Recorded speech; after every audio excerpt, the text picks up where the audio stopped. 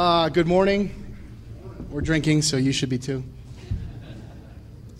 Today our talk is, like you said, we got the 2-hour block, so it's really kind of two separate talks here. I'm going to spend about 50 minutes talking, and then Render's going to do his presentation.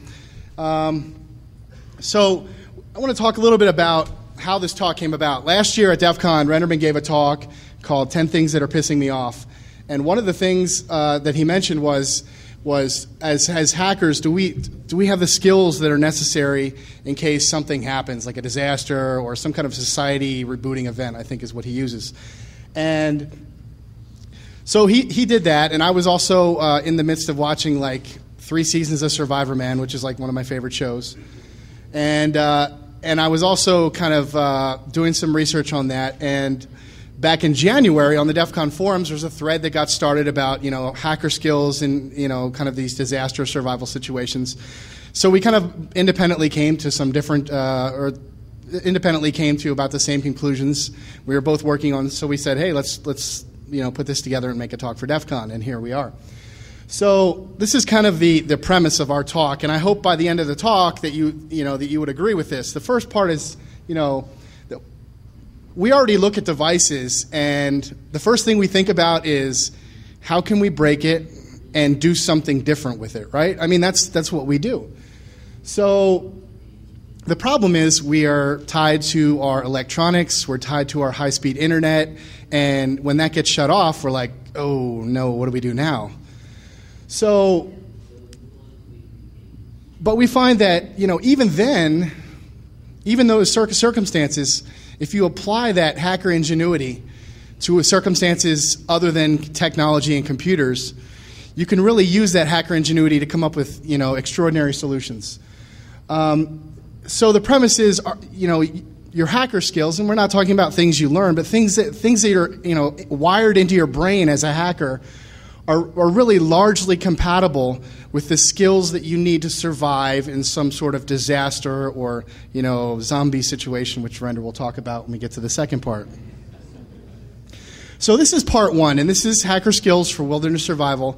And we really have 2 parts here. So my part is about kind of more short-term, immediate survival situation in the midst of a disaster, or lots of people go for day hikes. Thousands of people get lost every year on day hikes and find themselves in some sort of emergency situation. Or what happens if the power goes out for more than 3 or 4 hours? Or what happens if you need to leave your house in 5 minutes because of a disaster? And what are you going to bring along? And the instant that thing happens is too late to start thinking about what you need to do. So this is kind of the short-term situation. So a show called Survivor. How many people have seen the show Survivorman? Awesome. Les Stroud is Les Stroud's a Canadian, Canadian, who goes to kind of remote areas and does all sorts of crazy. I mean, he's like pretty much the ultimate hacker in terms of what he does. But he takes very little supplies along. He has no camera crew. He takes all the cameras himself. So it's actually sort of almost a realistic reality show. One of the things that he always does, and you see this on the show, you don't often think about it, is he'll have a camera set up at the top of a hill or a mountain, and you'll see him walking all the way up the hill, and you wait a second, how'd that camera get there? Then you see the making of show, and you realize that he had to walk all the way up, set up the camera, walk all the way back down, set up the and then walk back. So this is my tribute to survivorman. This is the first trip I took up to Pennsylvania, and I'll show a little bit more video of it. This is simply me just driving up, and it's very kind of anticlimactic video, but this is my, hey, how'd the camera get there video as I arrived at the place where I was going. And I'll get more into this later when we talk about that, but that's my short tribute. So, who am I? I work for Booz Allen in Central Maryland. I spent 8.5 years in the Navy as an electronic communications officer, EA-6B Prowler. I've done some combat missions over Afghanistan and Iraq. I spent 9 months on the ground in Iraq as a counter-IED specialist. And I'm licensed amateur radio operator, active within the Church of Wi-Fi. I'm a football coach, and somewhere in there I find time to take care of 4 kids with my wife. So, and we'll get back to that too, because that's kind of important. This is my look at me slide. I contributed to all these books, so this is kind of cool. I spoke at DEF CON before 2 years ago on hacking Iraq and the counter ID talk, as well as ShmooCon and Hope and some other places. So that's me. So why should you listen to me at all? You know, people get up here all the time at DEF CON and they talk about, you know, really cool things. So this is kind of my why should you listen to me, maybe. Well, I was in the military 8.5 years. I did some really cool things. Had a lot of cool training. I graduated from SEER, which is Survival, Evasion, Resistance, and Escape, which is a capture, a POW type course that the DoD gives. I'm sure some of you have probably done that as well. I have some other survival and outdoor training, and I've learned quite a bit from experience actually going out and doing things. You know, I've read a lot of books too, but I didn't put that up there because reading books to me in terms of doing this stuff doesn't really count. And the reason I say that is one of our good friends, Lost, if you go to Lost and you ask him how to do something, the first thing that he's going to come back to you with is a question. And he's going to say, well, have you done it yourself? Or have you tried it? Last year at the Wireless Village, we came up with a slogan called Learn, Touch, Do. And that's really, that has really kind of, you know, spread to now the lockpicking village and the hardware hacking village. And it's great to read about this stuff, but you actually have to do it if you want to learn how to do it. So that's kind of, you know, where we're going from here. If you want to learn this stuff, you got to do it yourself. So maybe why shouldn't you listen to me? Well, I'm not these guys. This is the picture on the left is Les Stroud, survivorman. The picture on the right is Bear Grylls. These are the guys that have the shows on TV, survivorman, Man vs. Wild. This is not me, okay? I don't have years of experience doing all this stuff. I'm not a survival expert. There are probably people out here who have better survival skills than me. I will readily admit that right off the bat. Some of you probably know more than I do, so you know, take that into account. And also, your survival skills are going to be dependent upon a lot of different things. What sort of experience you have, where you're at, the weather, the time of the day. I took a couple trips that I'll talk about in a little bit, and you can see that the situations were a little bit different depending upon the location. So the skills that you need could be different upon the location. Okay, so why should you care about any of this? You know, why should we care about what could happen? Well, there's a couple things that I think are useful to know. Tornadoes, there's a lot of them every year. And they don't just take place in Tornado Alley. I think last year, 45 of the 50 states had tornadoes in them at some time. Now, most of the time, they're probably just, you know, the level 1 tornadoes. They don't really cause a lot of problems. But there are a lot of damaging tornadoes out there. And they actually cause a lot of damage every year. Hurricanes. There's 10 named hurricanes. Is that what it says? Yeah. 10 named hurricanes in the Atlantic every year since 1944 on average. So you can pretty much expect that, you know, whether it's a lull or whatever, you can expect that those. So if you live in the Gulf Coast or along the Atlantic coast, Atlantic seaboard, you know, that could be a problem for you. So $1.6 to $6.2 billion a year worth of damage. So that's a lot of damage, and some of it could happen to you. Hurricane Katrina and Rita, $45 billion in damage between the two. So, you know, that's kind of the anti-stimulus package. But, I mean, if you're in the midst of that, you know, what are you going to do? You know, the night before the hurricane comes bearing down on the coast, again, is not the time to start thinking about what you want to do. Put this back up. Okay, well, there's more. Natural disasters. There are roughly 19 magnitude 7.0 earthquakes every year. Okay, so if you live along the rim of fire, if you live along areas that are susceptible to tsunamis, these things happen. They could happen in your backyard. $4 billion in damage a year. I think this next one, you know, could possibly be a little overhyped, but I'll talk about it anyway. H1N1 virus, or the swine flu, or whatever you want to call it. Kind of slipped out of the news recently, but these are the latest statistics. 43,000 cases in the U.S. with 302 deaths, and 134,000 cases and 816 deaths worldwide. And actually, these numbers are probably low because the CDC is not reporting actual numbers anymore, and the World Health Organization is not requiring countries to actually submit numbers anymore. So these are probably the last, you know, decent, somewhat accurate numbers that we'll get. And there's a bunch of countries where it's increasing. I think, you know, they're having, especially in the UK and some countries in South America, they're, you know, increasing significantly lately. So in 2008, there were 9 weather events that caused damages exceeding $1 billion, 256 deaths. So, you know, there are problems out there that could affect you. That's really the point of this. So why you should care? Well, this is the Spanish flu of 1918. And what this chart shows is the death rate. And this is actually over a period of about a year and a half. And what it should show you is that there's actually 3 waves to this swine flu, or to this 1918 Spanish flu. There was a wave where the death rate was, you know, fairly low. Then there was another wave where it was incredibly mortal. And then there was a third wave, actually. The other thing to gather from this chart is that these other flus, other than the normal flu, don't necessarily follow the flu season. You can actually get these things, you know, pretty much any time during the year. So researchers have also found that the swine flu is fairly closely linked to the 1918 flu in terms of the normal flu just kind of gets into your respiratory tract, whereas these flus actually get down further into your lungs, cause more problems like pneumonia and such like that. So, I mean, the CDC actually put in an estimate about a week ago that said 40% of the people in the U.S. could get the swine flu over the next 3 years. I mean, so it's, you know, it's something to consider. Why else should you care? Well, large-scale problems and power outages. These are pictures you probably can't tell. This is the 2003 power outage, cascading outage that occurred. You can see 1.21 gigawatts of power were lost to 50 million people.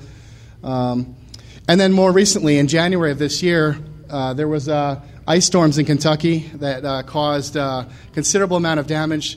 Some people were without power for weeks. So there you go. Could you survive? Could you get along if you had no power for 2 or 3 weeks and you had no relatives or nowhere else to go? So, you know, you got to come up with something to do. So what's the bottom line?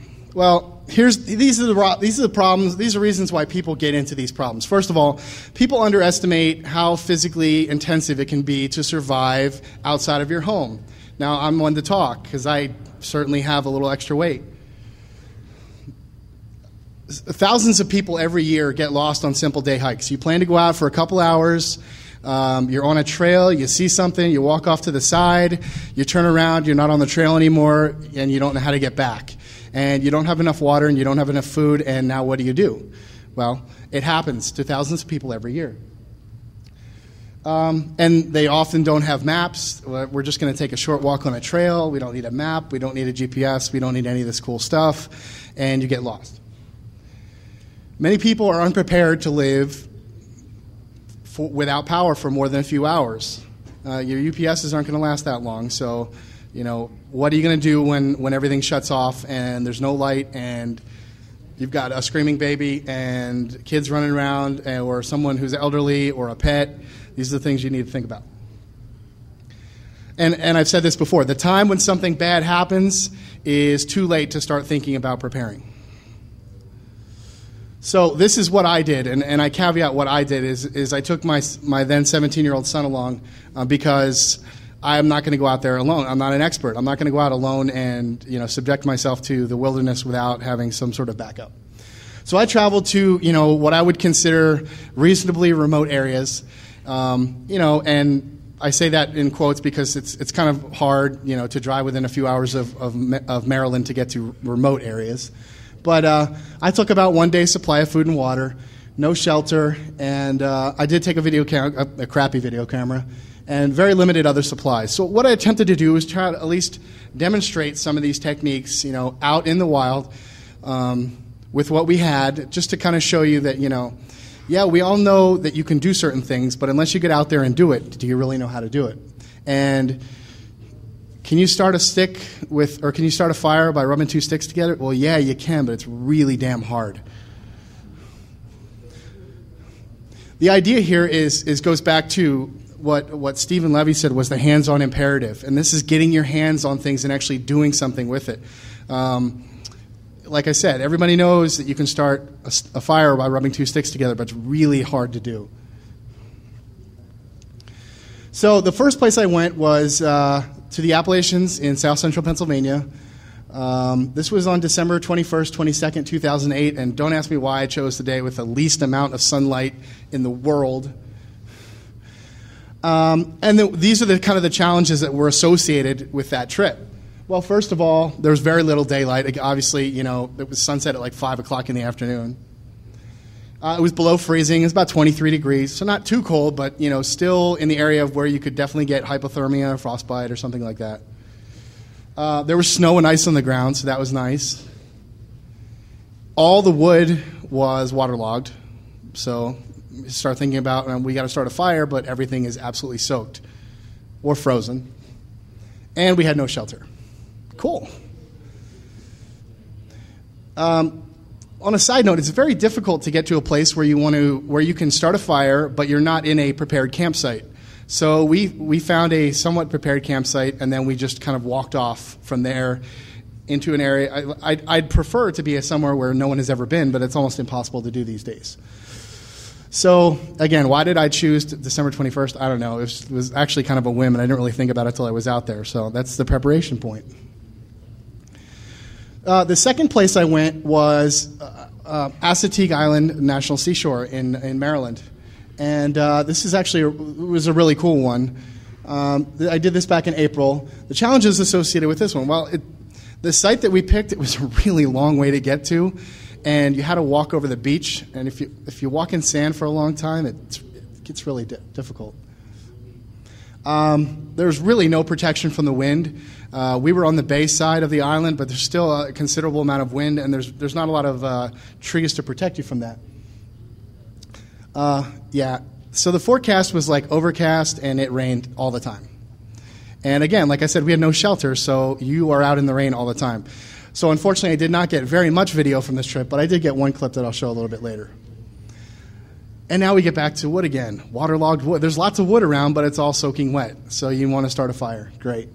And again, no shelter. Well, there's a picnic table out there, which we ended up using for a little bit, but you know, there's nothing else out there, and it's raining, and it's windy, and it's cold. So this is actually the one clip that I got from Assateague Island, and yeah.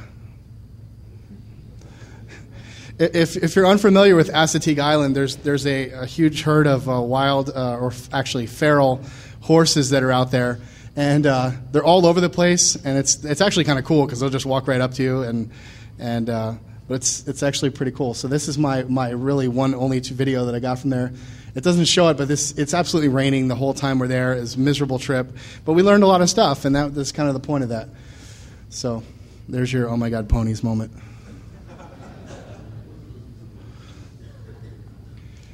So for the next section of the talk, I want to talk about what survival experts would generally consider your 5 basic survival skills. These are the skills that you need to know if you want to survive.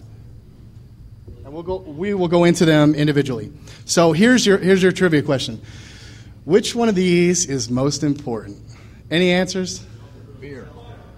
Water, maybe. Shelter? Beer?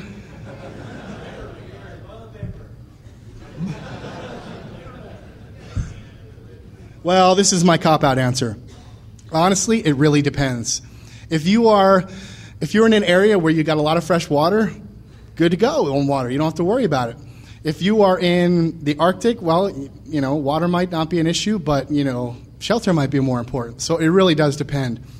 What I want to do is walk you through each 5 of these, kind of talk a little bit about what you can do as a hacker to kind of acquire these skills and use your hacker ingenuity.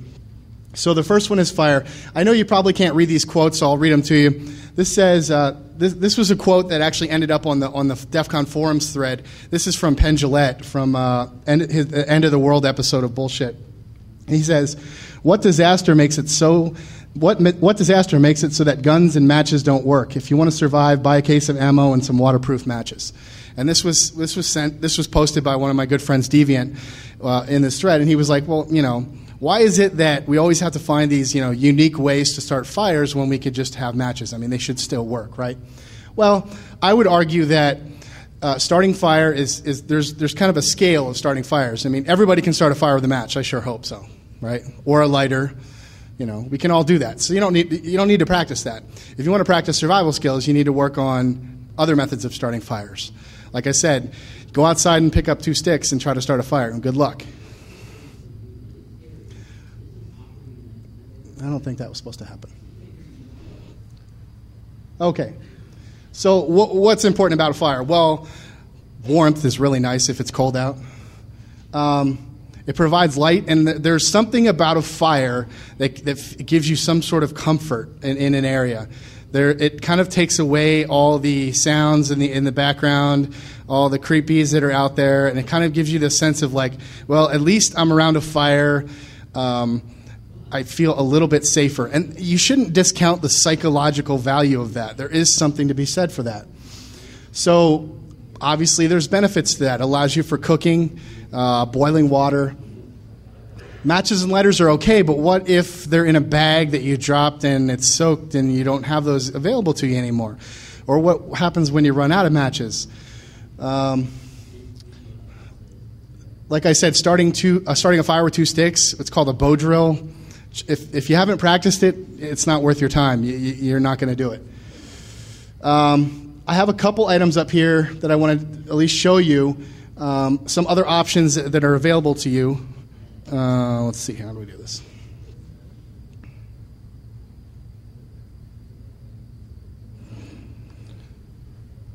The first thing I want to show you is what's called a Firestick.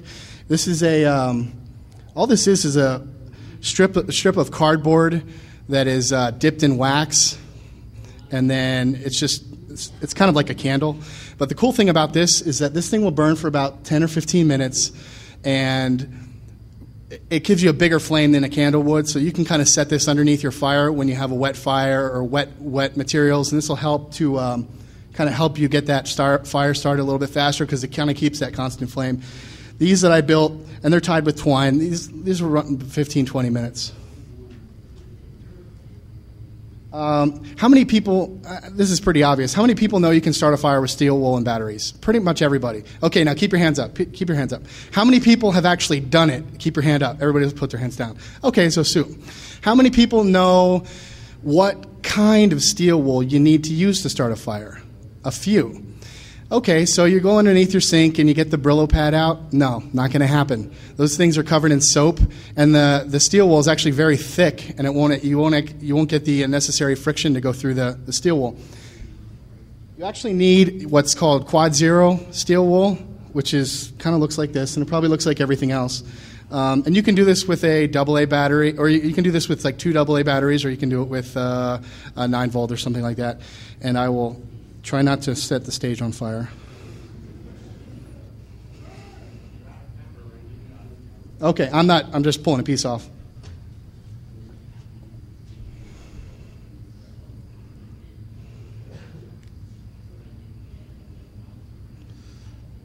Probably didn't pull a big enough piece off.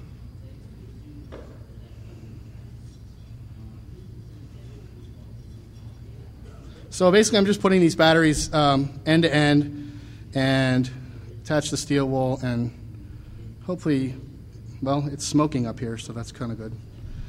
But the batteries are getting hot. I'm not going to go any further, but it is smoking up here and the batteries are getting hot, so you can actually do it. It's kind of cool. But again, something you should ought to practice.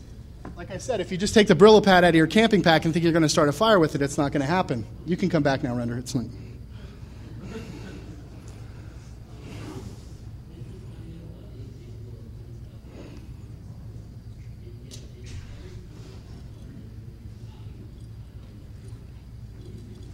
There's another cool thing, dryer lint. I know you all got dryers and you have it's all stacked up on your dryer. You got this stuff is great for starting fires. This stuff will light right up. And don't ask me why I have a bag with me, but I do. Strangely enough, the TSA didn't seem to care that I had all this stuff in my bag. Then nobody questioned it. Think about all the other crap that you have in there.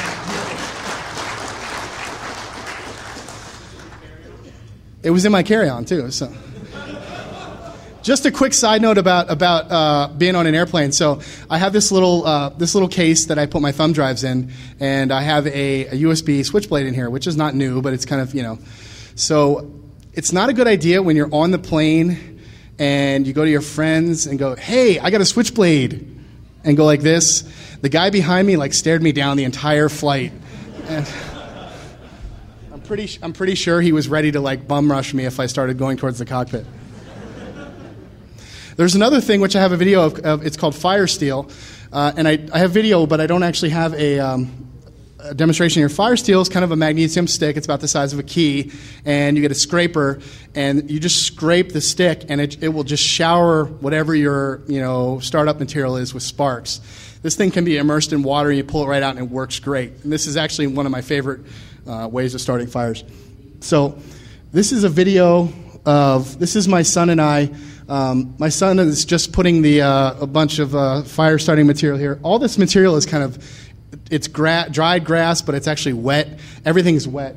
And it's kind of hard to see, but it really only took me 2 scrapes of the Firesteel, and that stuff just started right up. I had some dryer lint in there.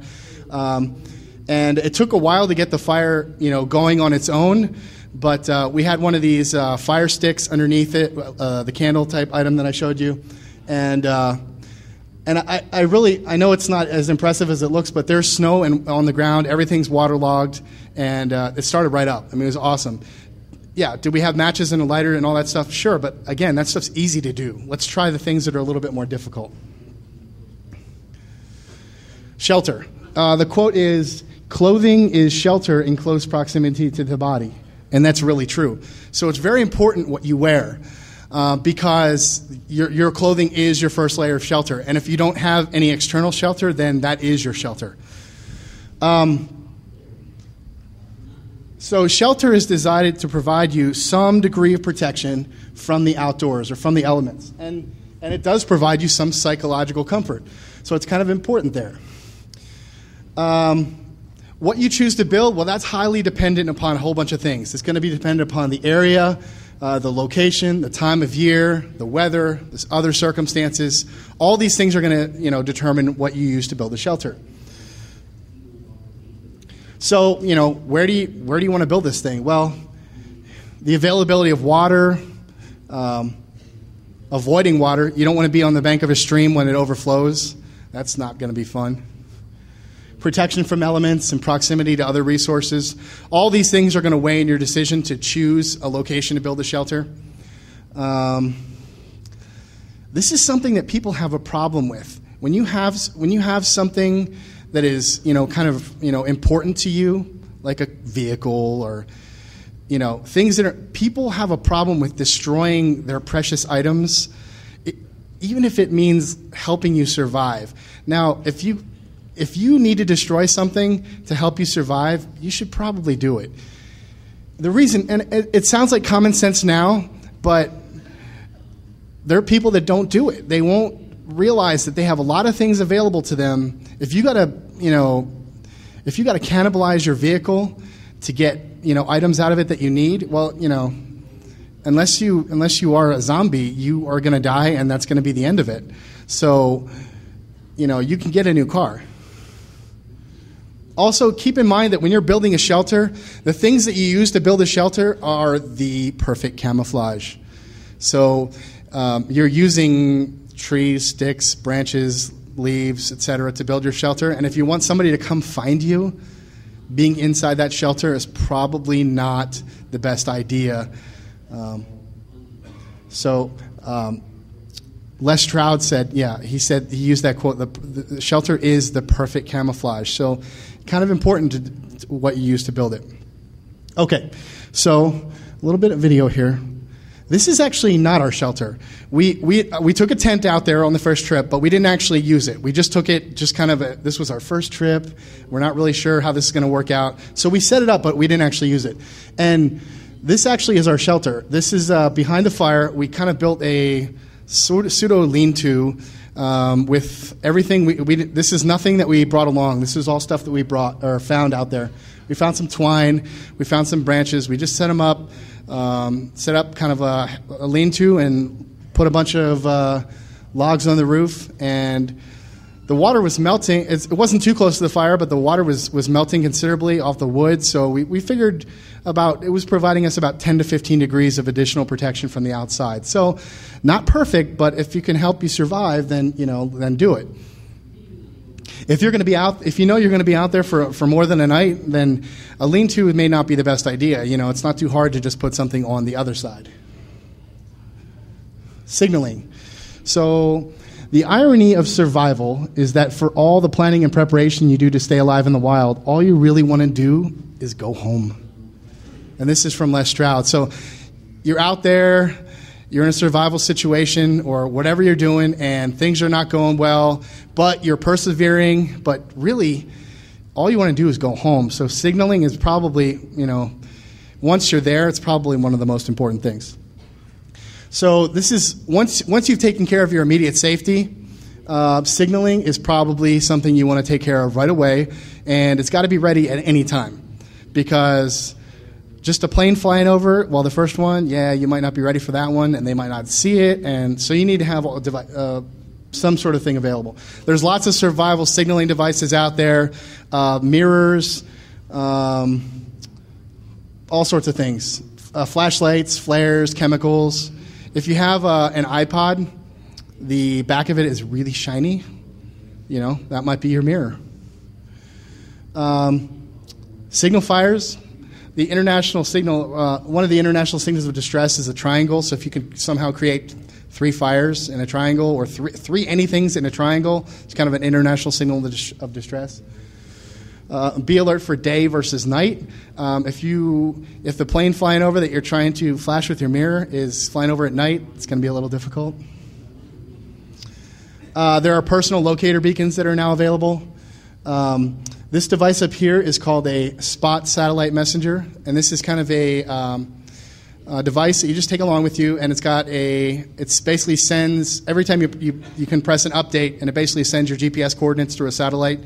And then if you're on the other side, on the receiving side, you get the GPS coordinates in Google Maps, and so you can get an idea of where the person is that you're following. And then there's kind of a panic button which you push, and it'll actually alert the survival or the rescue authorities.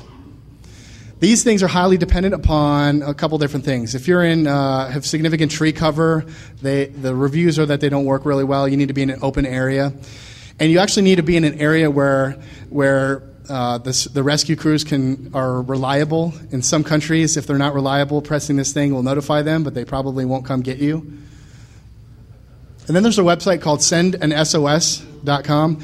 And I think it's a subscription site, but basically you can put your itinerary in there and say, I'm going to be back, this is where I'm going, and I'm going to be back at this time. And then if you don't get back within a certain amount of time, you can pre-configure send messages to all these people that I didn't make it back in time. So it's maybe helpful these are things you're going to have to consider on how you're going to go out there and what space you have and what sort of resources you have, but they are available to you. This is an article that I just pulled off the internet a couple weeks ago. This was a boy in Utah who got lost. And one of his, he was a big fan of Man vs. Wild, and he actually used his rain poncho, which was bright yellow, and was using that as signaling. He was leaving a trail of where he was going. So, it was raining, so maybe smart or not smart to cut up his poncho, but somebody found him because of it. So, kid watching a TV show on TV that helped him survive. So that's kind of cool. There's also a number of stories out there for survivorman Les Stroud. People have watched that show and learned something, and were out in a situation and thought back to something he did on the show, and he's acknowledged that many times. I hate to call these shows reality shows because honestly, reality shows have such a bad connotation. To me, the only reality shows are like Cops, because it's actually people being stupid, and survivorman, these are the only shows that are, to me, almost reality. Okay. Food and water. An Arab proverb, it is wise to bring some water when one goes out to look for water. Interesting. So, food and water. You can actually live maybe in excess of a month without food. It would suck. I've done it for a week and it sucked. But you can do it. In SEER, they don't give you food for a week, so that does suck. But you can only live maybe 2 to 3 days, maybe a little bit longer depending upon where you're at without water. So in the food and water debate, water wins hands down. There's a bunch of environments that will drastically increase your need for water. Very hot, pretty obvious, right? Very cold is what you don't think about. You need a lot of water when it's very cold. Very dry, kind of obvious. Windy. Wind will suck the moisture right out of you. Very important in a very windy environment to have access to a lot of water. But drinking all the water that's out there may not be a good thing. There's a nasty bug that's pretty much in all the water all over the U.S. It's called Giardia. Has anybody ever gotten Giardia? Probably a few people. Did it suck pretty bad? Yeah. This bug can stay in your system for weeks, 4-6 weeks sometimes, and it's really nasty. You could be in what you think is like the most pristine water location in the world, and you could get Giardia from it. Boiling water. Well, every time the power goes out, you get some message from the local authorities that say boil water for 10 minutes, blah blah blah. It's actually, you don't actually have to do that. If you get to the point where the water's boiling, just when it's boiling, and then just shut it off. If you're in an environment where you have limited amount of fuel, boiling your water for 10 minutes is probably wasting a lot of fuel. Pasteurization process only takes milk up to about 161 degrees for about 10 to 15 seconds, and that works pretty good. If you get to the point where the water just starts to boil and then just shut off your power source, it will be above the temperature that needs to actually kill most of the stuff that's in the water. Here's a good one, and this is actually a considerable debate in the survival community: eating ice or snow. A lot of people will say don't do it because it'll lower your body temperature. Well, it really is dependent upon what you're doing. If you're about to go to bed, probably not a good idea to eat ice or snow. But if you're being active during the day, it may be something you consider. If you're in an environment where there's not a lot of water but there's ice and snow, during the day I would absolutely do it. Oh, yeah, we got to that one. Drinking your own urine.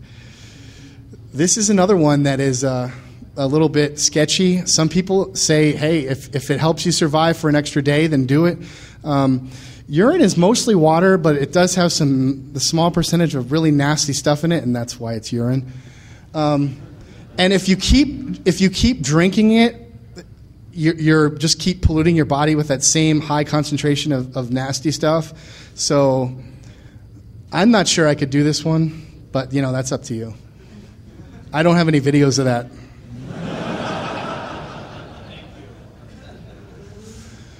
So there's Les Stroud says there's kind of a romantic myth, what he calls the myth of wild edibles, and this is the well, you know what? If I don't have any food out there, I can eat off the land.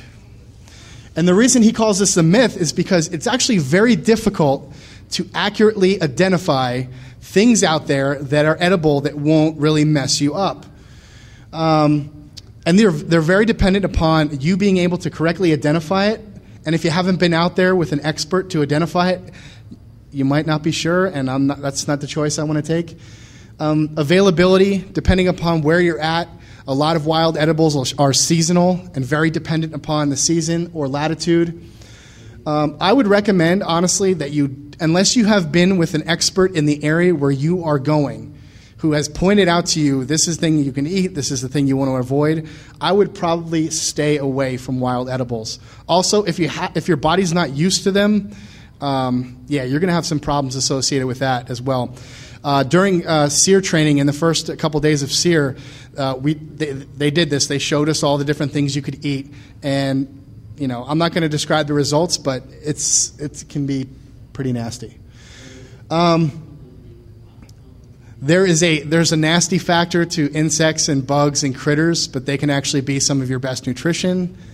Again, I don't have a video of that, but you've seen Fear Factor and all those. It seems like every episode people are eating nasty stuff. Unless you have a firearm or some sort of serious weapon, I would expect that large game you don't have a chance. If you think you can throw a rock and kill some large game, it's not going to happen. You probably ought to concentrate on small game, squirrels, rabbits, snares, and traps. There's a large community of advice on building traps and snares and those sorts of devices. And numbers are your friend here. If you build one trap and you think that's going to work, it's probably not going to. But if you build 10 or 15 or 20, you might get a hit on one of them. Also consider that the more you eat, the more you need water. So we talked about how you can live without food. If you find, if you're in an area where you don't have a lot of water, don't gorge yourself, even if you went on food. This video, I kind of lost the audio on it, but I found a pretty much pristine mountain stream. This is water literally coming out of the ground, and it's a fairly high point in the area where I was, so it's probably right from the water table. And I didn't get sick from it, which is good, but I advise that you really consider, be careful with this sort of thing. And even in this case, where the water is probably very clean, it doesn't have a lot of bugs in it, you probably still want to at least get it to the boiling point to kill anything that would be in it. I was fortunate enough to find literally the source of this water, and but you may not have that option. So, first aid. I only have one slide on this because I have some other things I want to talk about, but this is the first one, and this is the one you have to think about now. Do not panic. This is a generic first aid thing. Don't panic. The survival acronym for first aid is STOP, which is stop, think, observe, plan. If you can do that, you are going to be miles ahead of other people. First aid and CPR, I'm not going to belabor that. If you have the opportunity to do it, absolutely do it. As a football coach, we're always, pretty much all different jobs that you have to do. Sometimes you run across opportunity to do it. It's so easy. They make it so easy. You might as well just do it. The last one are 4 points on your body that are really important to take care of, and it may not seem obvious right off the bat, but they really are. Eyes, feet, hands, and stomach. If you can take care of these things, you have a great chance of surviving. Obviously, eyes, kind of important to seeing. Feet, which goes into wearing good fitting clothing, good fitting shoes, taking care of. If your feet are messed up, you're going to have trouble moving. Your hands, obviously, to do things, and your stomach. If your digestive system is messed up, then you can be really messed up. Okay, last section I want to talk about is preparation. Let's see how we're on time. 43, good. Seneca, luck is what happens when preparation meets opportunity. Awesome. And very true, I might add. If you are expecting luck to be on your side and you haven't prepared, you lose. So here's my quote. Given the will to survive, thriving in the wild or in a disaster situation or in the wilderness is largely a matter of preparation combined with the hacker ingenuity to find creative solutions under extraordinary circumstances. And this is another on my list of the ultimate hackers. How many people are fans of MacGyver? Yeah, I thought so. It's not like a big surprise. Yeah. Okay, so I'm going to talk a little bit about preparation. Kits versus custom. There are a lot of survival kits out there that you can buy. They're pre-made. They come in a little box, and it gives you everything you want. May be good as a start, but I would advise against these, and basically because they're not going to work with the situation you're in. You're going to come across something that you need, and it's not going to be in that survival kit because you're in a unique situation. Also, you have it in the kit, so you haven't practiced it and used it, and pulling it out on your survival situation to use it for the first time is not the best time to use it. So I recommend you may be able to use that as a starting point, but you really ought to customize your survival kit based on your location, your circumstances, etc. I'm going to talk a little bit about gear recommendations. I'm not endorsing the products. I don't get kickbacks. They're things that I've used and I found useful, so I just want to point that out. Talking about a little bit about home preparation, vehicle preparation, and then hiking and camping. There was a book called Mountaineering, Freedom of the Hills, put out a long time ago, a pamphlet book, and it's got recommendations about what to put in your kits. And then I'll talk about bug-out bags.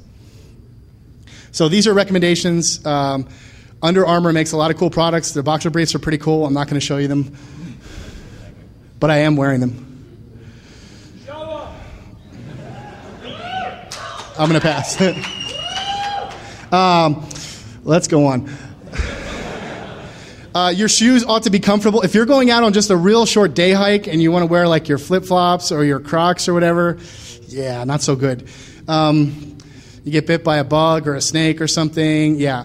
Boots, probably a good idea, and don't just buy them and go, wear them around and get used to wearing them. Thorlo, and there's a whole bunch of companies that make socks out there that are for hiking, camping. They have some extra padding in. Highly recommended. There's a product called the Rigger's Belt, which gives you lots of points to attach items to, which is really cool. And then there's this thing called the Recon Wrap, which basically just a flexible piece of material here. It's just kind of shaped in the shape of a tube, and the tubes. Basically, you can use this for a whole bunch of different things, but you can use it to keep dust out of your face. You can use it for filtering things. You can use it for keeping the sweat, and basically, it's kind of this deal.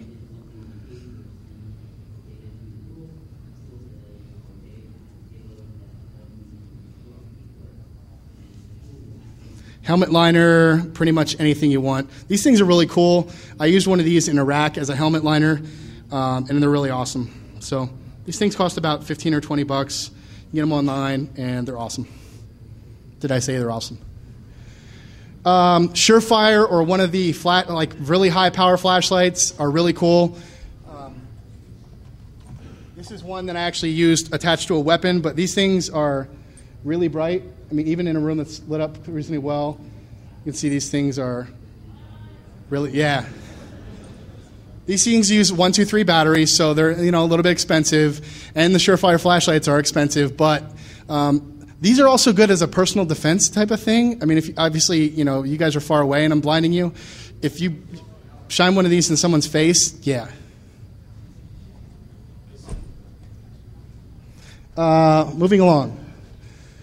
Leatherman multi-tool, highly recommended. There's a whole bunch of different brands. Find one that you like, or some sort of knife, or and then the fire steel thing. Those things are like $5 or $10, and they last forever. So that's my recommendations. Home preparation, just a couple items. Water, bottled water, sure. Out of the tap, unless you're in a situation where your water supply is contaminated, sure. Filling up your bathtub, probably a good idea. People often, this was demonstrated by Les Stroud, people think about the toilet. The water in your toilet tank is not contaminated. Or at least, unless you have one of those tabs in there, like that puts chlorine in there. If it's just water, it's water. It hasn't been through the toilet yet. You're good to go. Drink it. Also consider water for bathing. Food. Perishables, non-perishables, cookability, all things that are important in keeping your stuff together. Consider heat and how you're going to keep warm, signaling, communication, travel, etc. In your vehicle, water plus food, fire starting capabilities, signaling devices. Back in 1990, I don't even know, 95 or so, I was in college up in Pennsylvania, and I went home for the weekend. It was Easter weekend, so it was like sometime in April. I went back the next day, and I got stuck on Interstate I-81, which got shut down when I was on the interstate. I had taken everything home. I had nothing in the car, and the interstate was shut down at 3 o'clock in the afternoon and not opened up till 5 o'clock the next morning. That was not fun, and I was totally not prepared because of, I don't need my winter stuff anymore. It's fine, no problems. Sat on the interstate for a lot of hours, and it was not fun. Battery cables, other materials as space allow. It's not really hard to have a small kit in your car of stuff that you can use. Like I said before, don't hesitate to cannibalize your vehicle if you need it to survive, because you can always buy a new car. You can't buy a new you. This is the 10 essentials. I'm not going to read through them. Like I said, there's a publication called Mountaineering, Freedom of the Hills, and these are the recommendations. These have been around for decades, so a lot of these things are, will always be the same. They're always good to have. Experts also recommend that you add on to this depending upon what your circumstances are.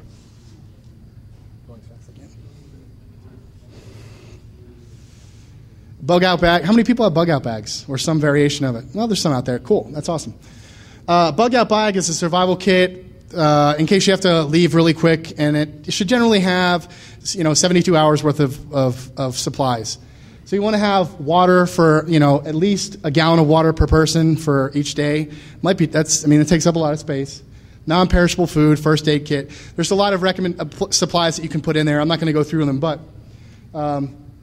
consider other things. I have 4 kids at home. I have 2 kids under 3 years old. So in my preparation, I have to think about baby food. I have to think about diapers. I have to think about something for them to occupy their time with. If you have elderly that you're taking care of, you think of medication, all the things that they need. There's circumstances that you have to think about. Don't just, if you were just thinking about yourself, you got to think about the people you're taking care of as well. Oh, also on that matter, one of my friends at work was looking for homes and was doing home shopping, and they went into the basement of some guy's house that they were looking to buy from, and they had like a whole, from basically floor to ceiling full of perishable foods, like survival stuff, and then they had like a bag for each person in the family with like their name on it, and I'm like, that's over. It seems like overkill, but that's like what the point that everybody wants to get to, so that you could just grab your bag and go if you wanted to, and that's pretty awesome. Final thoughts. Man can live with about 40 days without food, 3 days without water, 8 minutes without air, but only for 1 second without hope. Final thoughts. Don't be squeamish about breaking things or destroying things that you need to survive. You and I, we're not Jack Bauer. We're not MacGyver. We're not survivorman. We're not Bear Grylls. We can't do this stuff on our own unless we get out and practice it on a regular basis. So you should do that, and that's why I'm doing this. Here's a quote from Les Stroud. He said, "Don't consider what it is, but what it could be." Now think about that. He's talking about a survival situation, but is that not absolutely what we think of as hackers? Take something and use it for what you need it for, and not necessarily what it's intended for. This is totally the hands-on imperative.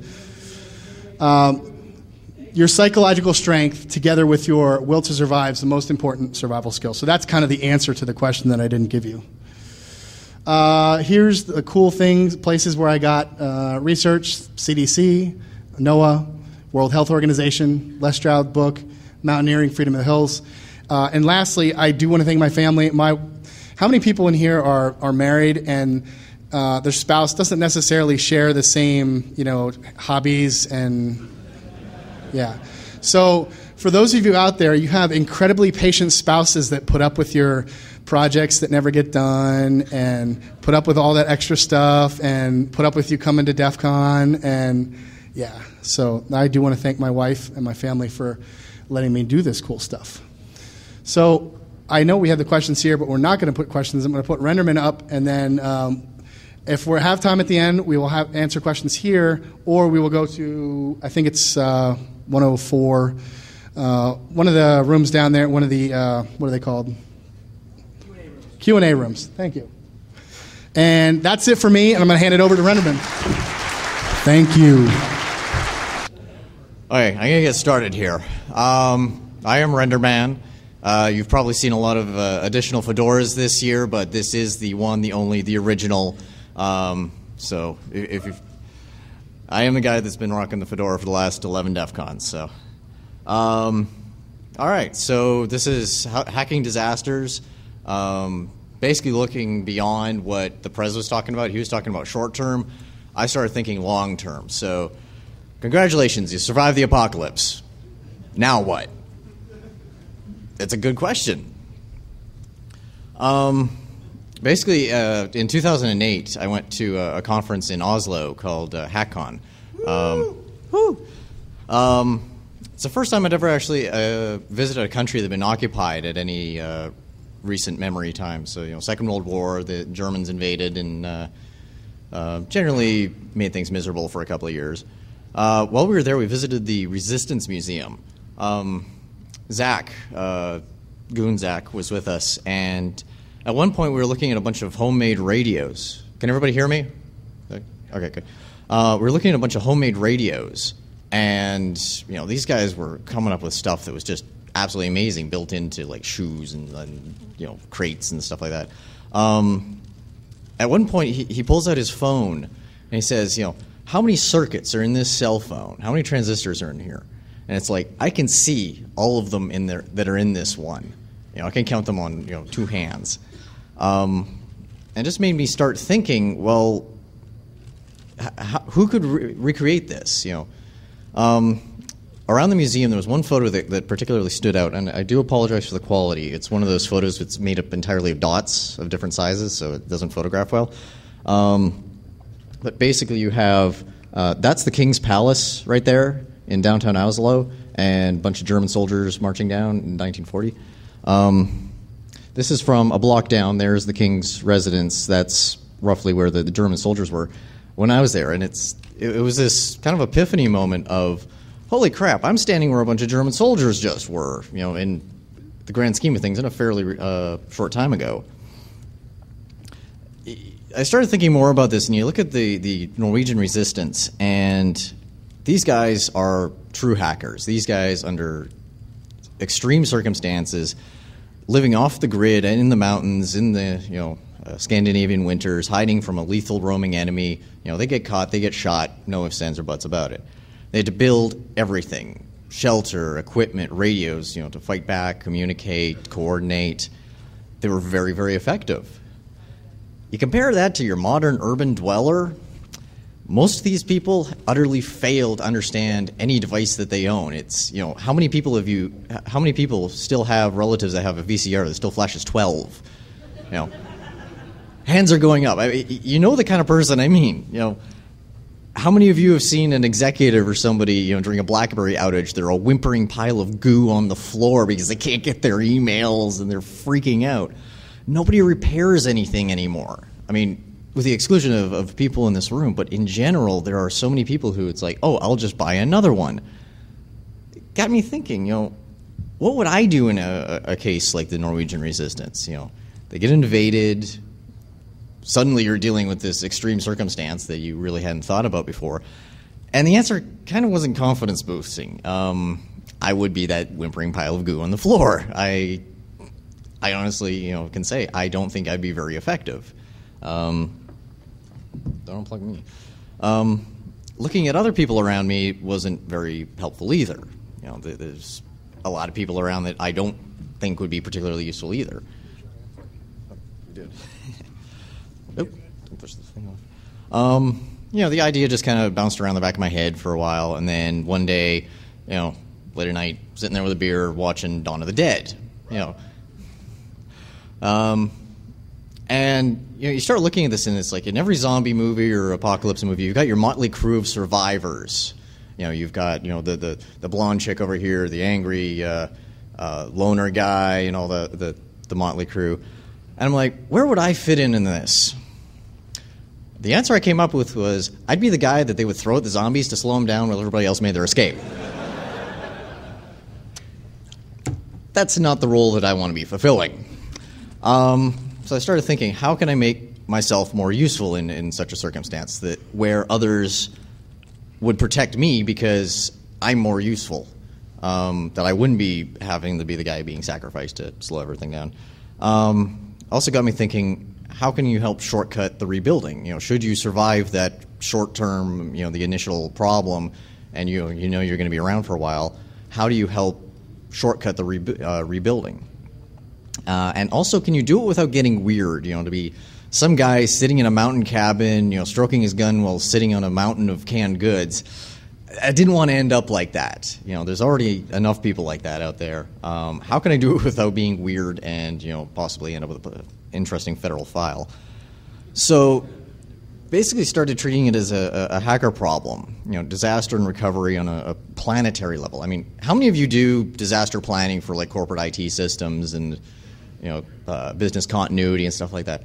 A lot of the same things apply. What do you need to continue doing business? Well, what do you need to continue society in a very large, grand sense? Hackerspaces also seem to me to be a very logical and natural learning and teaching ground for this stuff too. So it's not just the fact that we need to identify these skills. You need to teach other people so that in a disaster, you don't know who's going to survive. You need to make sure these skills are as widely distributed as possible. And a hackerspace seems to be a very sane and logical place to do this. just want to point out that the question of what if is not a bad thing to ask. I mean, I was always hearing it's like, well, why are you thinking about that? Why are you thinking about the end of the world? I'm like, why not? You know, if you don't ask the question, you can't formulate the answer.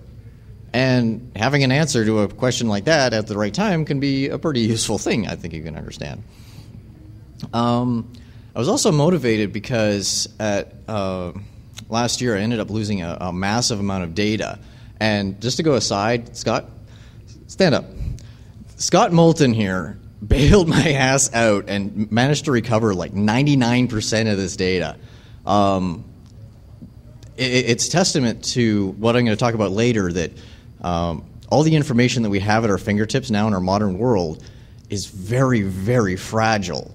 And you lose a terabyte hard drive. Think about how much you've actually lost. That's like how many Library of Congress is burning down. So, I mean, this guy just bailed me out, so I have to give mad props to Scott. So, thank you.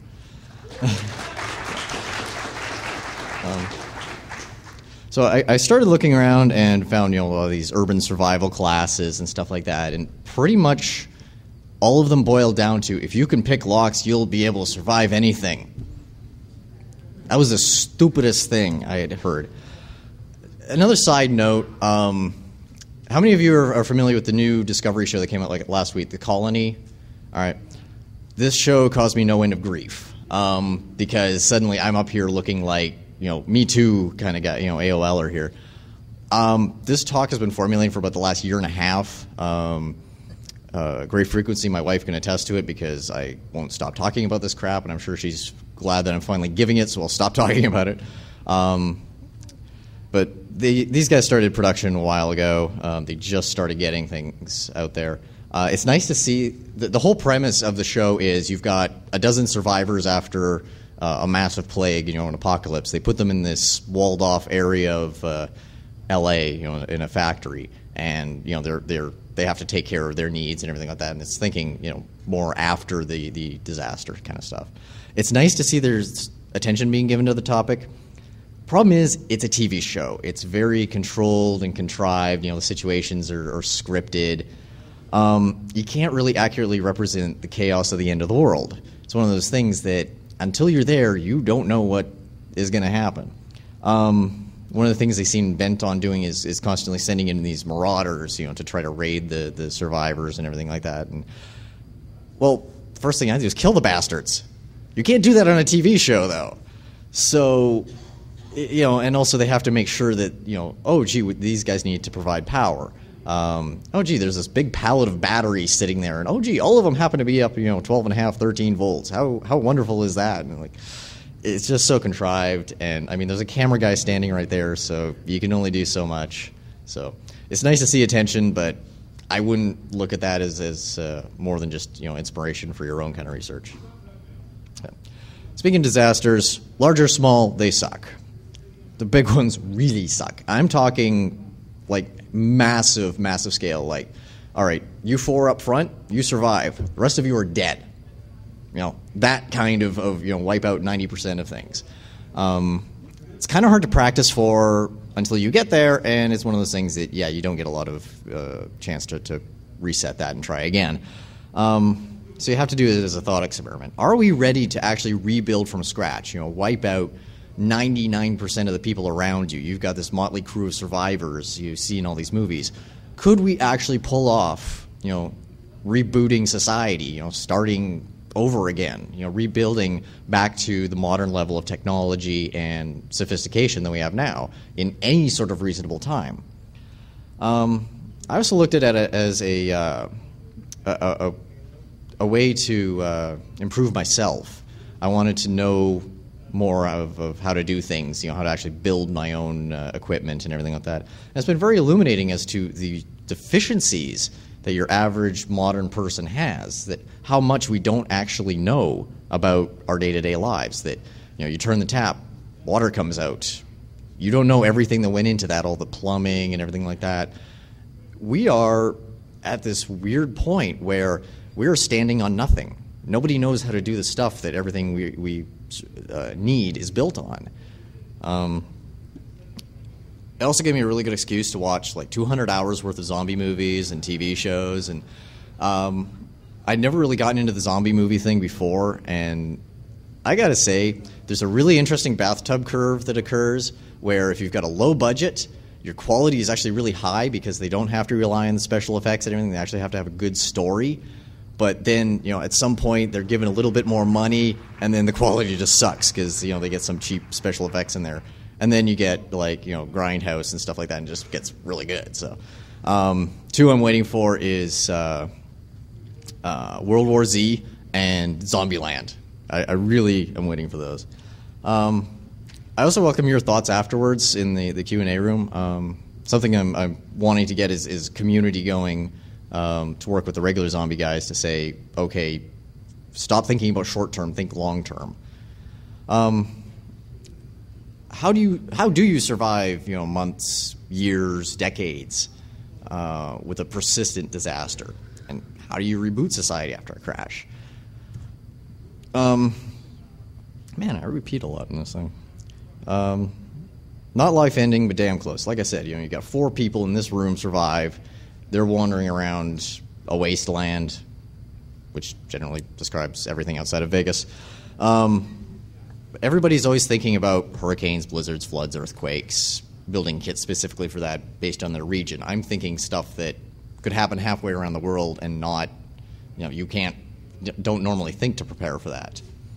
There's also low-intensity, high-impact disasters.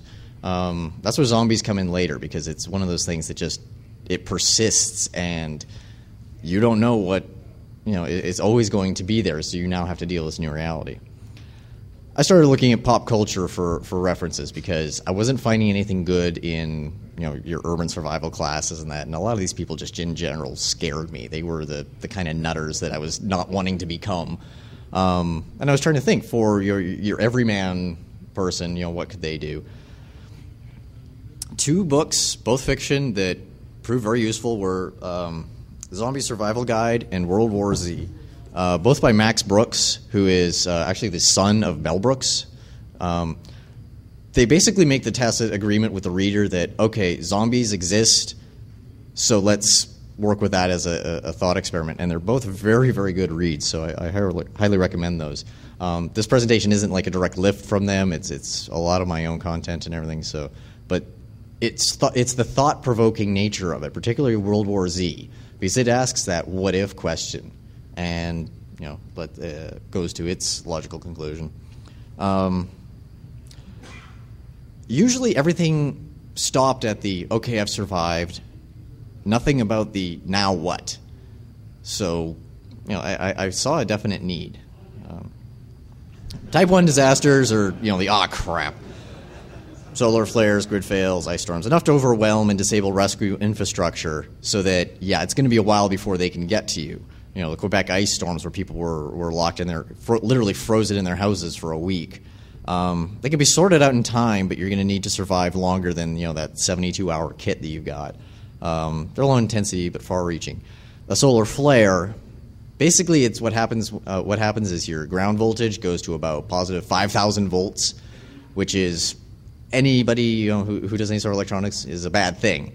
In 1989 in Quebec, a solar flare hit and basically was blown out circuit breakers and equipment left, right, and center. Imagine something like that hitting all of North America at once. Asia could not build enough replacement parts for all the little widgets and gadgets and plasma TVs and stuff that we all depend on nowadays. It would take them forever to build replacements on this.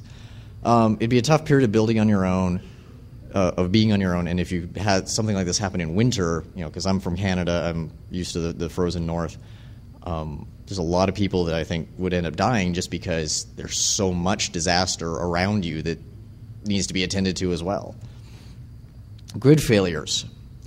The national power grid for North America and basically for the rest of the world is an absolute mess. 1965, the Northeast blackout, a maintenance issue in the northeastern U.S. caused massive blackout. Everybody asks, where were you in the blackout of '65 and everything, and very little crime or looting. It was odd because everybody just kind of came outside and actually met their neighbors for once and learned something about them. This was weird.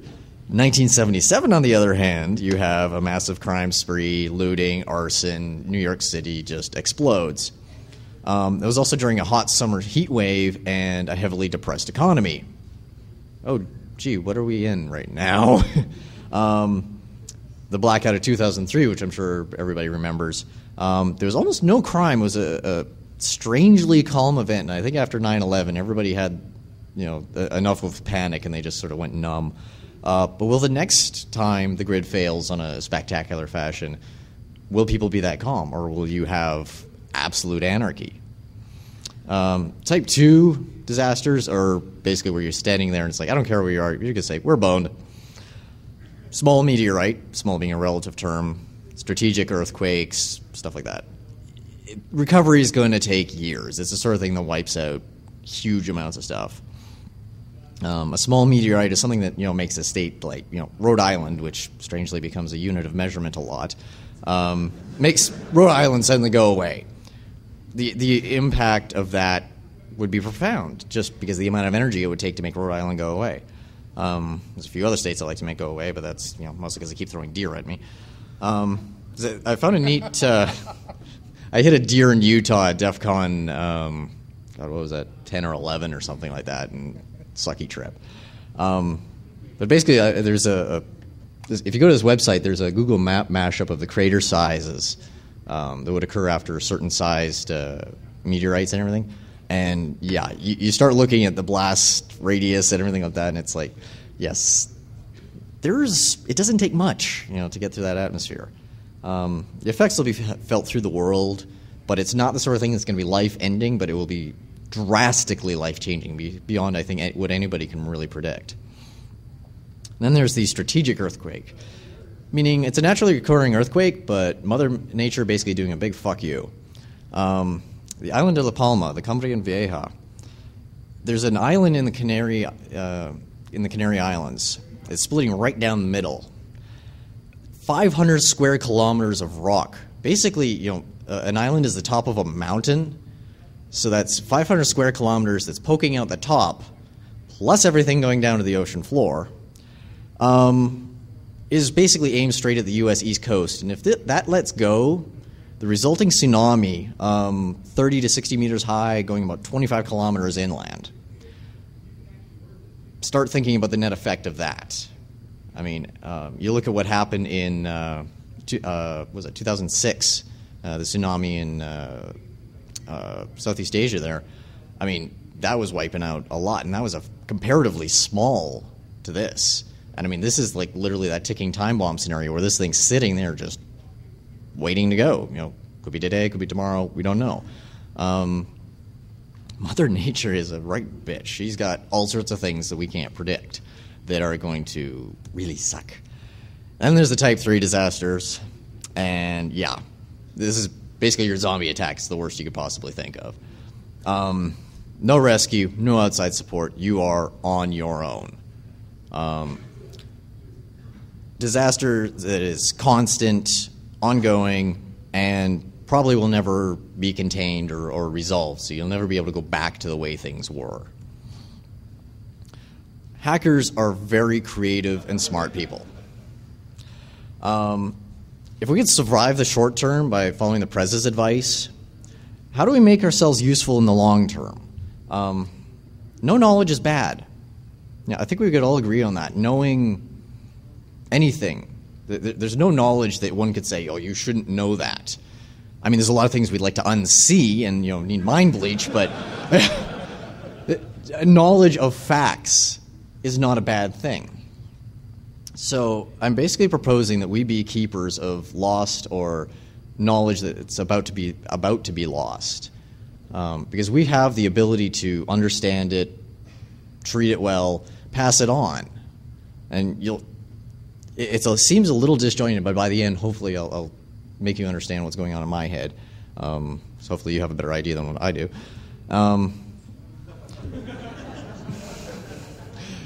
Thank you, Google Images. Planning and hoarding can only go so far. You need to educate yourself, because you don't know what is going to happen. You kind of need to prepare for everything and yet nothing at the same time. I am my own test subject. I plan on actually trying, or am doing, most of the things I'm going to talk about. It doesn't have to make you weird.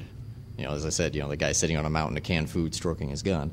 And I would encourage anybody else who is interested to keep in touch and let me know what you're doing and how it's going, and to sort of see, okay, what does it actually take to become, the hacker survivor man.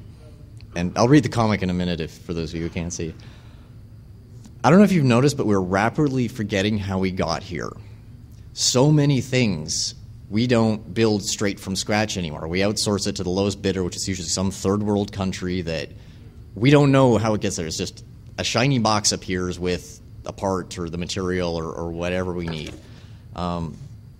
You grab your average person off the streets of New York City, they're not going to know anything about where things come from.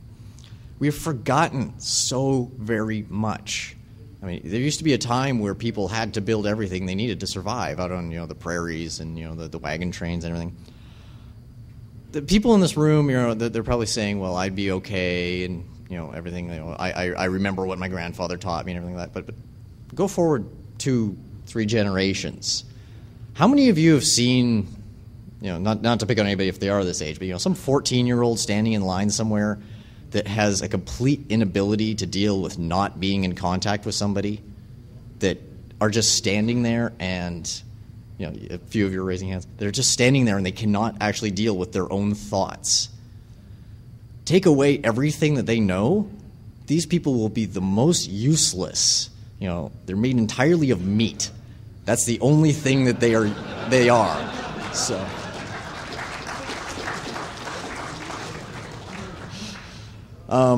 And I'll just read you the comic because unfortunately it's a little hard to see, but the dad is talking to the daughter and he says, "Daddy, are we going to get a zombie game?" "Mm-hmm. And what do we do with zombies?" "Aim for the head and don't get bit. And if I should get bitten and begin to turn, then I'll take you out myself." "That's right, princess." The clerk goes, "Cutest kid ever." So.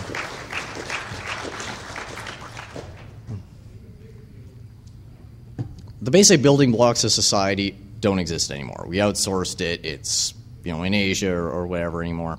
Classical scientists had to be polymaths. These guys, if they wanted to do an experiment or something, they had to blow their own glass. They had to build their own equipment. It wasn't just run down to the store and grab such and such and everything. I mean, it's still the case where they have to build a lot, but there's just so much more that is being outsourced that we don't make it anymore. We just order it.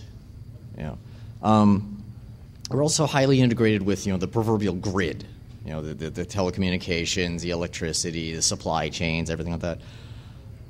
Thousands and thousands of people are involved in every single product, and I've got a video that really puts it into perspective here. And there's also a lack of danger in our lives. Most people don't have the normal kinds of dangers that you used to have, or you get eaten by a bear or something like that. So they had no reason they have no reason anymore to learn some of these things that previously were very practical because you didn't want to be eaten by a bear. So I ask you to consider 2 things. Consider a pencil and a toaster. I hope this video works. Come on.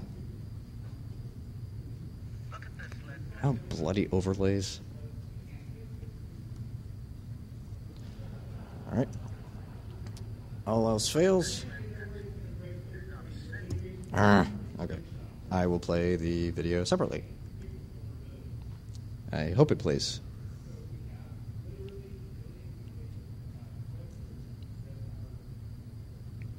Oh, bite me.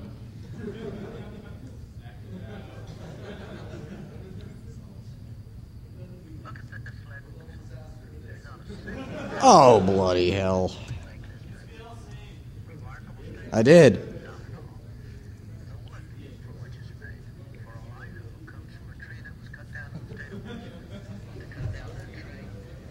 Screw you, Ubuntu. I tested this just earlier. God, what the hell? My videos worked fine in Windows.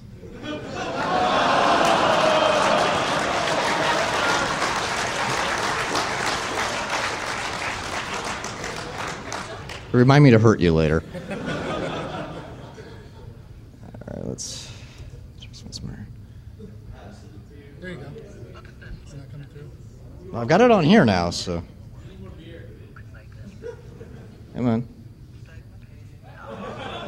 Oh. Okay, well, we'll do it this way, I guess. Oh, damn, I don't plug in audio.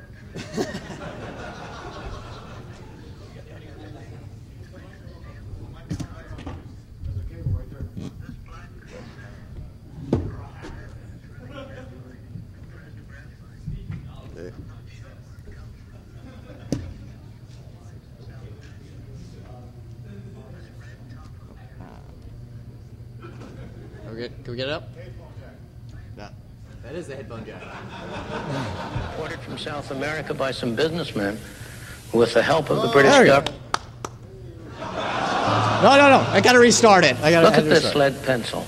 There's not a single person in the world who could make this pencil. Remarkable statement? Not at all. The wood from which it's made, for all I know, comes from a tree that was cut down in the state of Washington. To cut down that tree, it took a saw. To make the saw, it took steel.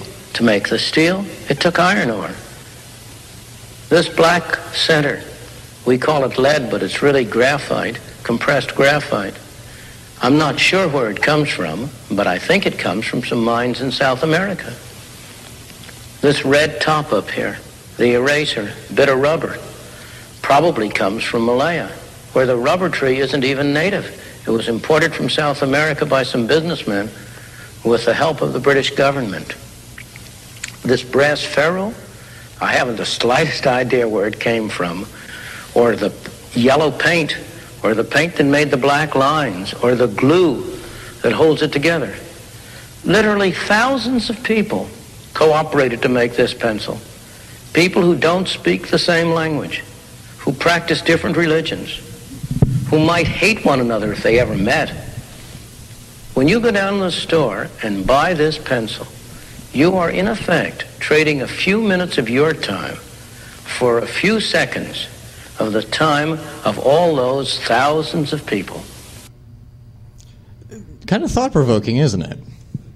Well, I'm not sure why it's off to the side there, but UK artist Thomas Thwaites attempted to build a $5 toaster. It's called the Toaster Project. And he wanted to build it from scratch in every sense of the word. Mine the ore, smelt it himself, everything. You know, this is normally what would cost $5 in a store. It was an absolute fail, but that failure actually proved something that the average person cannot build even the most basic thing in our lives anymore. Knowledge is the best weapon. God damn it, I wish I knew why.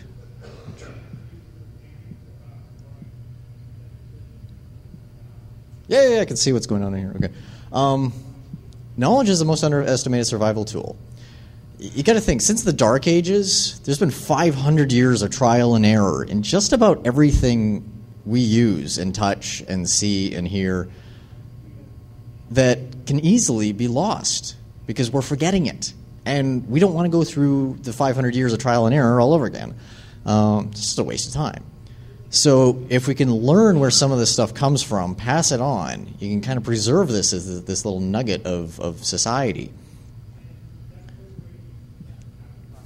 Oh, why don't I have audio? There we go. So how is that technology useful, Adam? I mean, aside from sexual stimulation. The camera's working great, by the way. The batteries, everything. I got more. I got another one here. Making the lead plates is like no big deal. We can pull those out of all the cars we want. It's just topping it off with the acid. And then you get like 90, 100 minutes on a charge. Most of San Francisco's water system, roughly 80% of the city, 80% of the peninsula is gravity fed. So we thought water would be one of the first things to go, and in fact, it's actually survived quite well. God bless the city planners. I mean, it's a very serviceable system. We're putting, like I said, a tiny drain on it, proportionally. And that's going to last for a long time. So check this out. This is why it's a little hard to push this damn thing. The rollers fell out inside the casing here and have been wearing against the shaft. We humped a whole bunch of backup power lead-acid batteries from the office towers downtown. There's thousands of those. They weigh about 900 pounds apiece, but it's more than sufficient to run this building. One is more than sufficient to run this building all night long, and we got 4 families in this building. There's enough solar panels to keep us going probably for 20 years. We've worked out a storage space for them. Christine found it last week. And as long as they're well kept, they don't deteriorate. It's just if they break, they're garbage. I think I nailed this thing.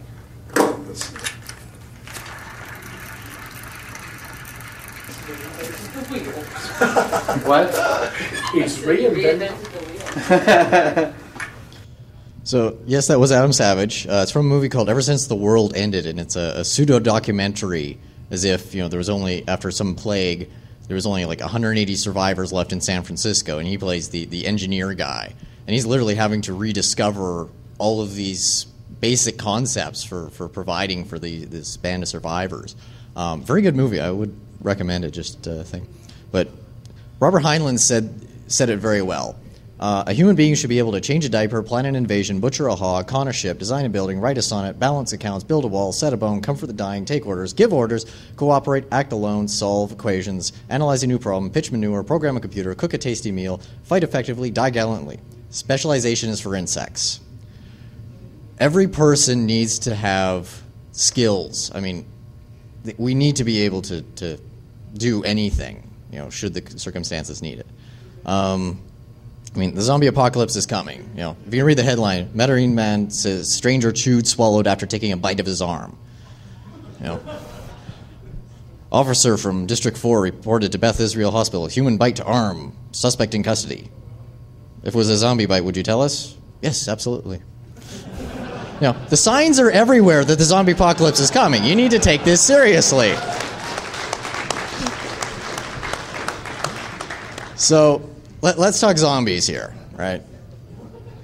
And like I said, zombies are the perfect thing for this because it's a persistent disaster, it's biological, it's occupational, and just a hell of a lot of fun. So you survived, now what? Is anyone else alive? Something you'd want to know. Zombies ate your cell phone, you probably don't want to go and get it back. What other information do other survivors have? What resources do others have? What resources do you have that they might need?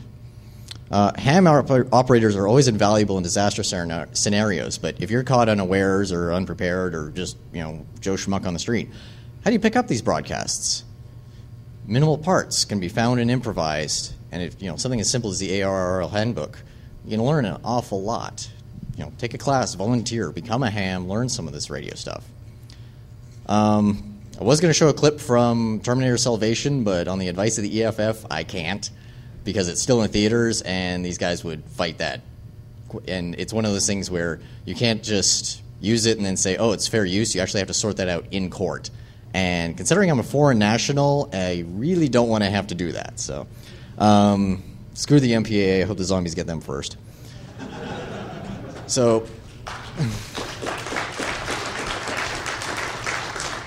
I was actually considering, posting the time code should you, be able to sit there with a stopwatch in the theater or however you're watching it. Foxhole radios. Norwegian Resistance used these. They're used in World War II. It's a very simple receiver built out of just scrap parts. And I hope this video works. Apologies to Bree Pettis, but hey, you made a Creative Commons. Hello and welcome to Weekend Projects. I'm Bree Pettis, and every week I bring a project that you can make over the weekend. This week we're going to make a foxhole radio. During World War II, GIs got really clever and made up really cool radios that were super simple so that they could listen to radio stations. There were German stations you could listen to, and sometimes you even got lucky and heard an English station. To make this project, you're going to need a toilet paper tube, you're going to need a safety pin, a bunch of thumbtacks, and a razor blade. Oh, and you're going to need some magnet wire and a board to put it all on, plus an antenna, which is just a long wire. I'm just going to use some wire I scrounged out of a Cat6 cable, and for the ground, I'm just going to use some of that same wire as well. All right, let's make it. For the coil, I'm using magnet wire. That's because it's got a non-conductive coating. GIs in the field would have found stuff like this in motors, or they could have just used regular wire and coated it with varnish. You can Attach it with tape before you wind it up, or put a hole in it and tie it on. That'll keep it from slipping as you wind it up. No, I'm really pressed for time, so I'm actually going to skip this. It's about 5 minutes long. I'm trying this again. But essentially, it's a receiver that requires no power. He shows it. He picks up like a talk radio station. I mean, try building one of these things. You find it surprisingly easy.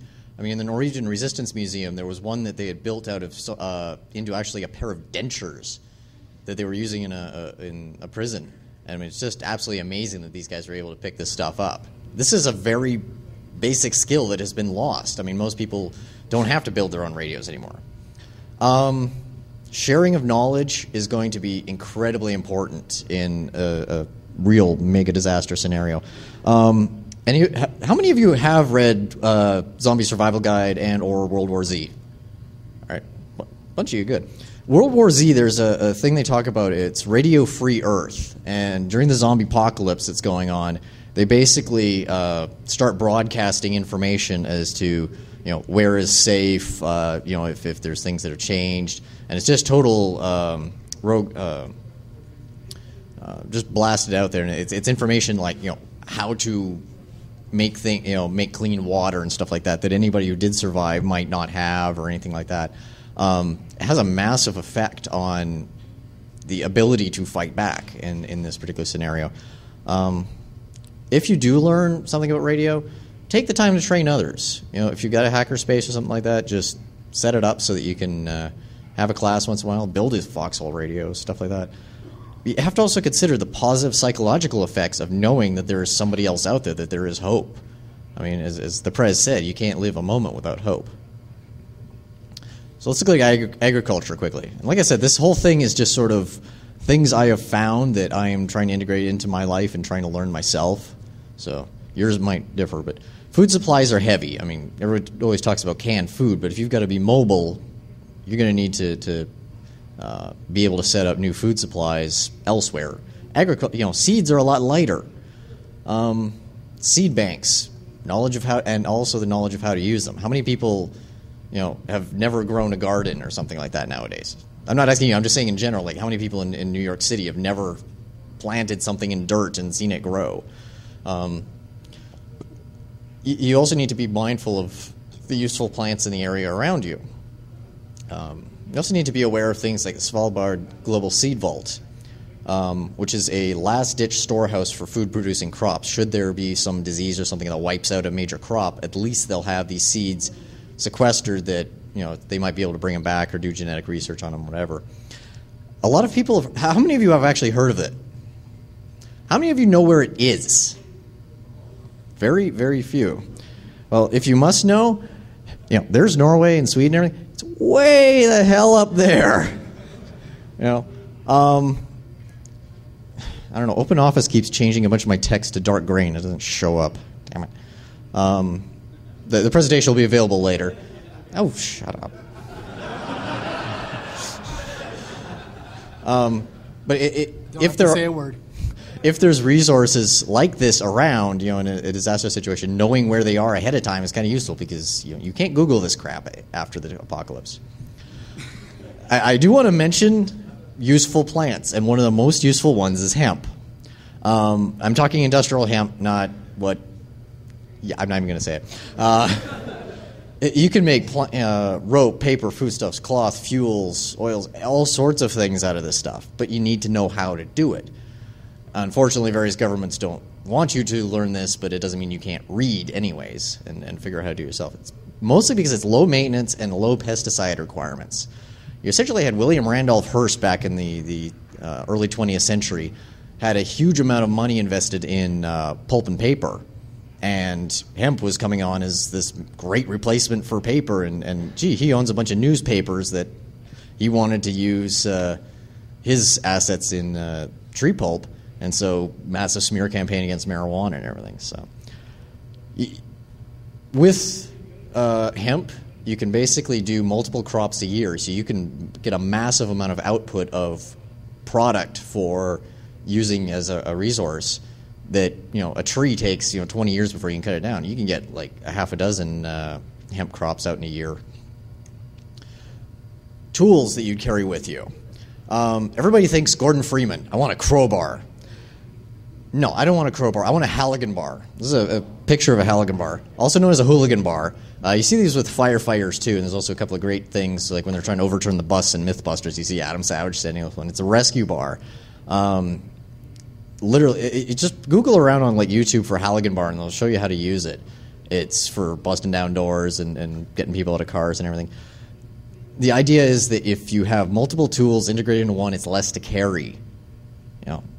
And plus, you got to think, that nice spike on the end there, what that's got to do with a zombie brain. So, I'm not a big fan of guns, but I'm not stupid. Again, no knowledge is bad. I'm going to be taking steps to acquire my gun license up in Canada, not because I want a weapon, but just should things be progressing in a way I feel I need one, I'm not having to go and spend a month doing paperwork to get the damn thing. I don't know what the local laws for where you are. Look them up. Doing the paperwork is easy. Spend a couple of bucks on the license, do it. But you also have to think, ammo is heavy, limited, and if you're thinking beyond the short term, in this, this thing's just like an airsoft gun or something, but the guy's only got like 26 rounds in there, and if you're dealing with a horde of 1,000, that's not going to go too far. So you have to start thinking tools, weapons, swords and machetes are probably going to be a hell of a lot more useful. They don't need reloading, and you can use them for other things, clearing crops, defense, whatever. Oh, dear God, I'm going to have to move fast. But you need to know how to use it. I mean, yeah, you might have a cool sword, but there's specific muscles in the arm that get developed when you do sword play that you're going to need, or else you're going to be, so tired in 10 minutes. ZombieTools.net has some absolutely awesome stuff that is custom built for zombie killing. Looks good on the wall, too.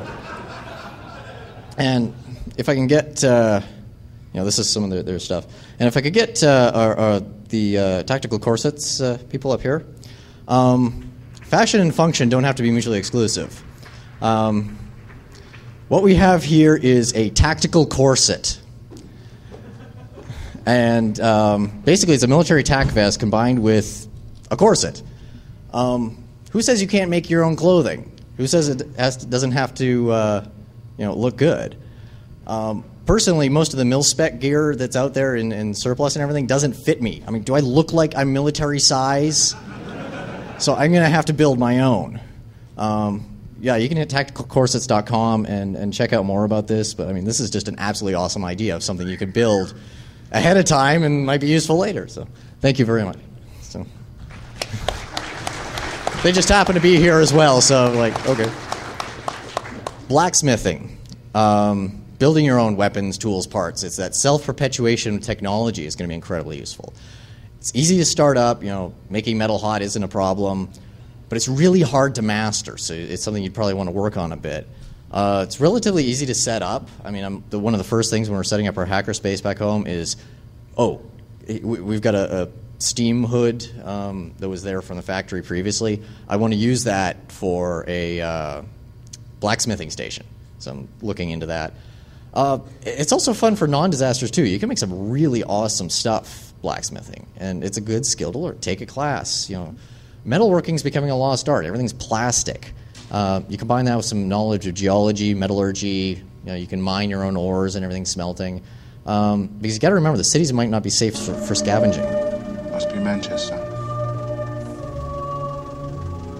The whole of Manchester, the whole city. Okay, it's not quite a zombie movie, but close enough. No fire crews to put it out.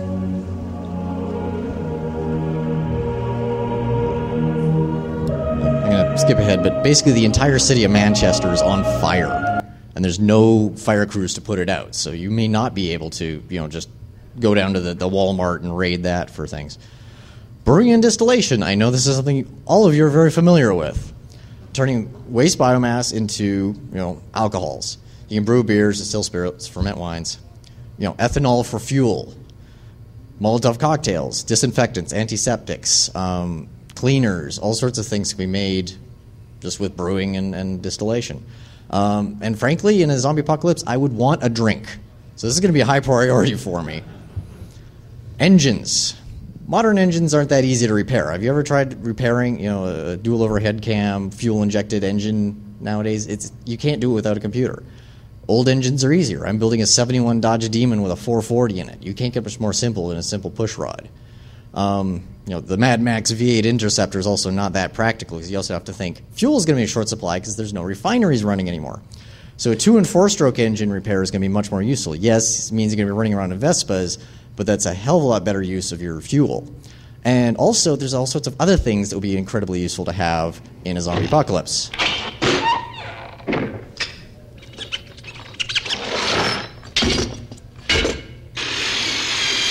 I had to.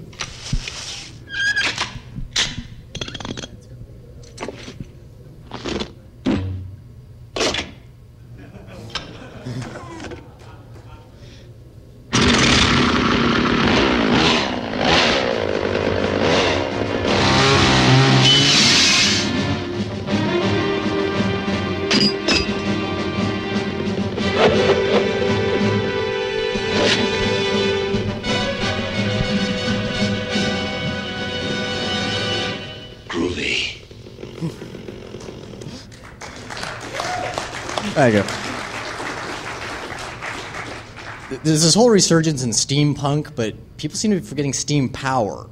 It worked for 100 years. I mean, if you learn some blacksmithing, you can probably make your own gear for doing it. It's a simple source of power that you can use as a direct replacement for a gas engine in things like generators, pumps, heaters, refrigeration. Most anything can be steam powered, and it worked for 100 years. Why not again? Just need to learn it. Again, that self-perpetuation of technology, you build the power source that allows you to build other things and then go down the line. Useful for locomotion and defense.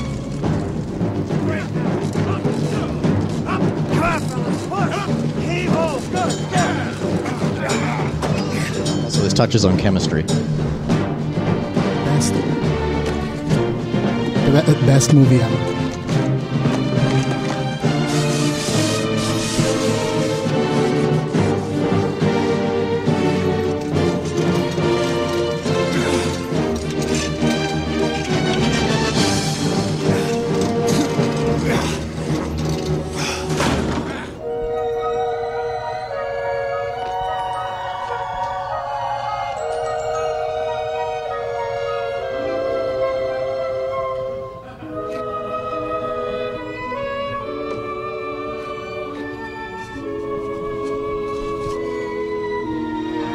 How many of you know how this ends? Okay, I'm just going to go forward because I got the 5-minute thing on there. But essentially, we need to look at the technology of the past so we can prepare for the future. Because the technology of the past is what's going to last. Maybe we need to examine some of these outdated technologies, refine them, add some modern twists to them, but still have that usefulness in the past. Prepare a kit with the essentials for reference. Books are going to be huge in this. And I mean, if you're educating yourself, you need to educate others. If your brain is in a zombie, it's no use. This thought experiment ended up answering one of the biggest philosophy questions of the modern age. Which would you rather have, Marianne or Ginger? That is a good answer. But the answer is the professor. Think about how many things he built to make their lives easier. We need to be like the professor. Yeah, I know he couldn't patch the hole in the boat, but you see my point, though. He also kept them sane by giving them small creature comforts. Marianne would also have been useful. Kansas farm girl, familiar with which end of a nail is sharp. Very underrated on the show. Disasters are going to suck. We need to also think about the psychology. Things like game theory. Have a basic understanding of that so that we can keep people from trying to eat us. Rocks don't need backing up. Think about, as I said with Scott, a hard drive with a terabyte, a huge amount of information, is incredibly fragile. You can lose that information in a heartbeat. There are, 4,000-year-old stone tablets we're still reading. A rock beats paper, but paper beats a flimsy plastic disc. A book is going to be so much more useful. Henley's 20th century formulas, look it up, but it's got formulas for everything. It was like what your housemaid would have in order to make anything and everything because you couldn't order everything from Amazon. Pocket Ref. I mean, a lot of you have this. Incredibly useful. I think we need to look at more books like this where it's just jam-packed with all sorts of little tidbits of things in a small, useful thing. What I'm proposing is a crowdsourced knowledge bank, something like a wiki, where you can distill a topic down to a Twitter post or something about that size. I don't need to know the where, when, or how somebody developed something. I need to know where the rubber hits the road. What was that one eureka moment 200 years ago that led to whatever technology? I need to know what that is in a form that I can reach later. So, put it in a wiki, edit it down, and then put it into a book. That's what the book you'd have in your go bag. I see this as being incredibly useful. And this gentleman here is actually wearing the shirt, but this is a poster that basically says, let's say you've gone back in time, and contains just very succinct, very short descriptions of what you need to know in order to recreate a lot of modern technologies. We need to have something like this for a larger scale. So, okay. Yeah, I'm going to be in the other room there. I plowed through an incredible amount. 104? So, thank you.